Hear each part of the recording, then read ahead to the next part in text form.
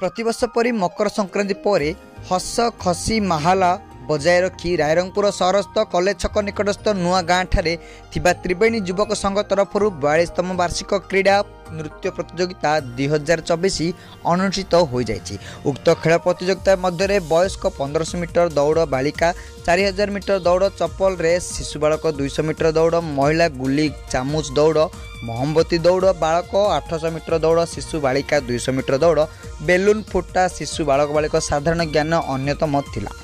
यापर आदिवासी लोक नृत्य प्रतियोगिता आयोजित होइतिबा भक्त भव्य कार्यक्रम में सम्मानित अतिथि भाव रायरंगपुर कुडुमी समाज संपादक मनोज कुमार महांत और वार्ड नंबर 8 काउंसिलर सुफल चंद्र महांत जोगदे कृति प्रतियोगी मानक आकर्षणीय पुरस्कार पुरस्कृत करथिले।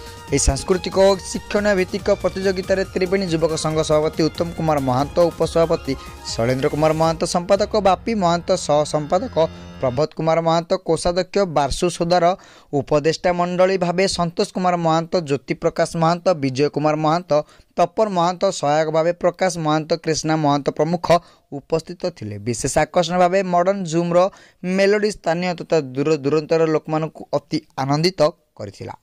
ଏହି क्रीड़ा और नृत्य प्रतियोगिता देखा नुआ गाँ कॉलेज छक पड़ियाटे दर्शक मानकर महल भरपूर परिलिखित होता। रायरंगपुर श्यामल दुप्परडांग रिपोर्ट दिग्दर्शन न्यूज।